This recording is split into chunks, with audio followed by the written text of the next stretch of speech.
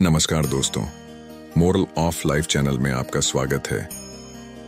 सहजता ही एक ऐसा उपाय है जिससे हम अपने जीवन को ठीक तरह से जी सकते हैं। इसलिए हर कार्य को करने से पहले सहज हो जाओ। परिणाम चाहे जो भी हो, आपको उसके लिए मजबूत बनना पड़ेगा। बाहर बाहर भले ही हार मिले या जीत, हर बार आप मजबूत बनेंगे और आपकी यही ताकत धीरे धीरे आपको एक सहज इंसान बनाएगी।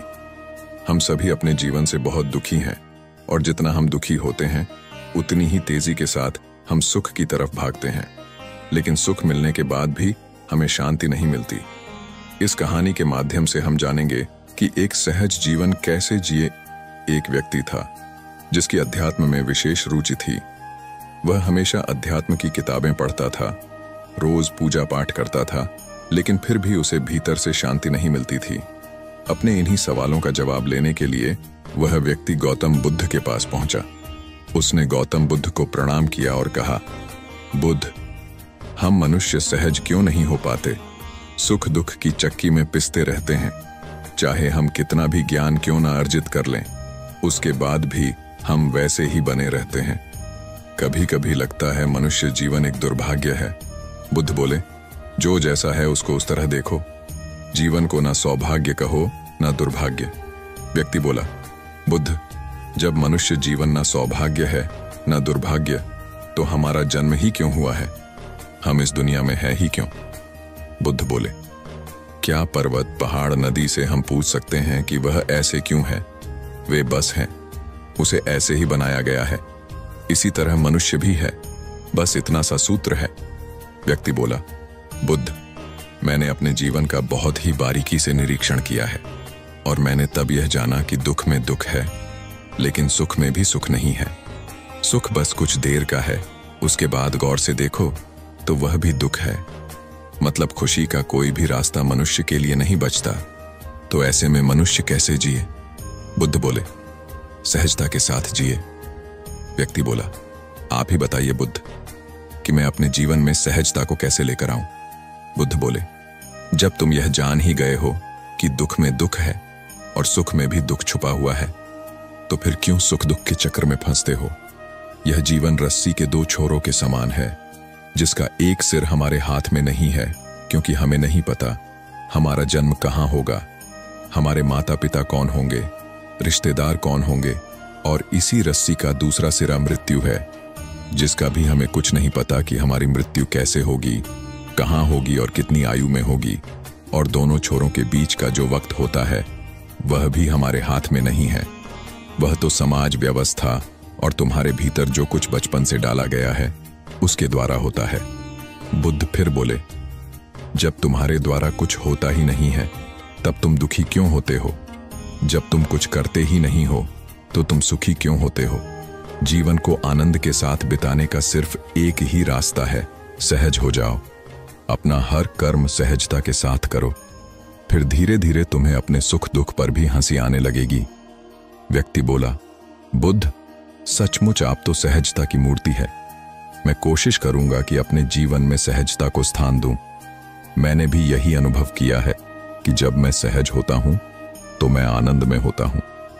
यदि आपको विश्व गुरु कहा जाए तो बिल्कुल गलत ना होगा। आप हर प्रश्न का उत्तर भी है और आप एक मौन भी हैं। अब व्यक्ति को अपने प्रश्न का उत्तर मिल चुका था, इसलिए उसने बुद्ध को प्रणाम किया और वहां से चला गया। इस कहानी से हमें यह शिक्षा मिलती है कि सहजता ही एक ऐसा उपाय है जिससे हम अपने जीवन को ठीक तरह से जी सकते हैं। इसलिए हर कार्य को करने से पहले सहज हो जाओ।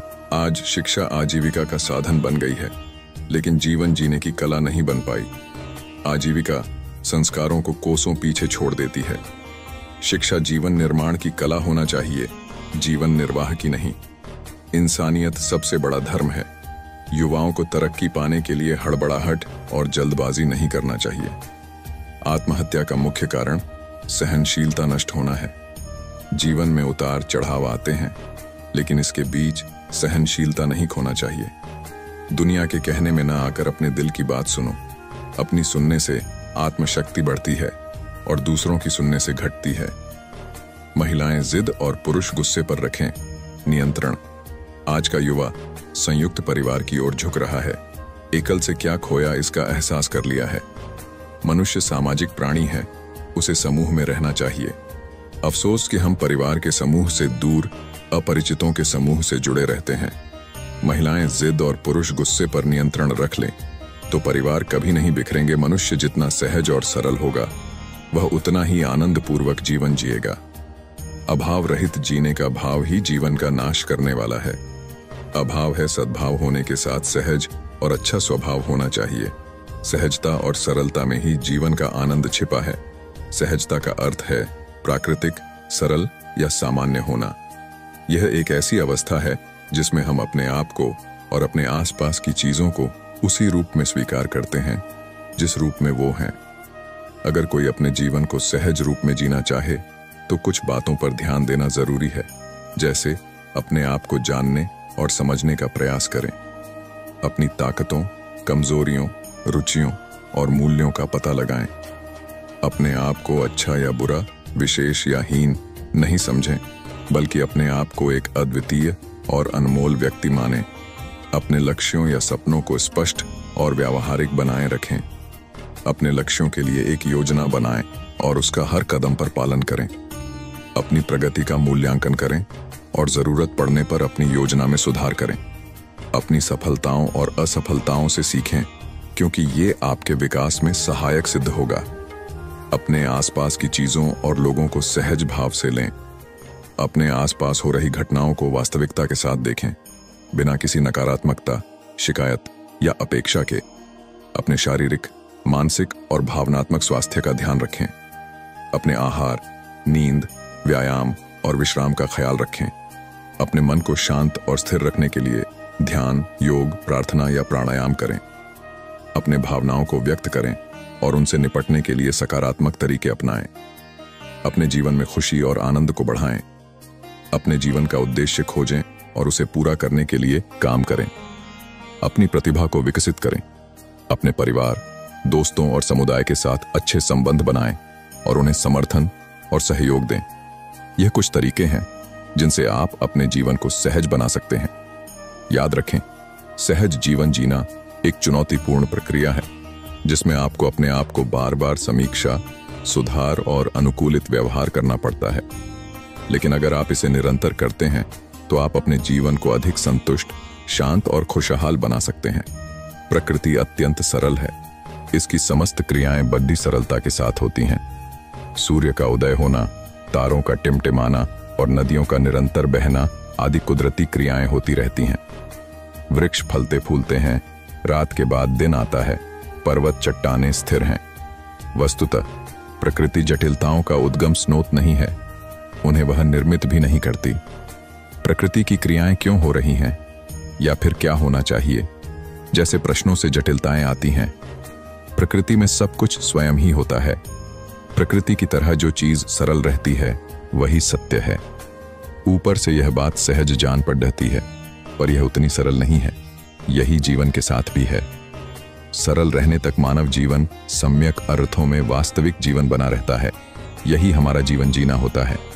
इससे पृथक होते ही जीवन सिर्फ व्यतीत करने तक सीमित हो जाता है। पद और ज्ञान का दंभ जीवन को जटिलतम बनाता है। जीवन के न सुलझने वाले गणित को सुलझाने के अनावश्यक कार्य में इतने अधिक उलझ जाते हैं कि अंत में मृत्यु ही इनके उलझाव को सुलझाती है। सहज और सरल जीवन द्वारा प्रयास के बगैर ऊंचाई मिलती है।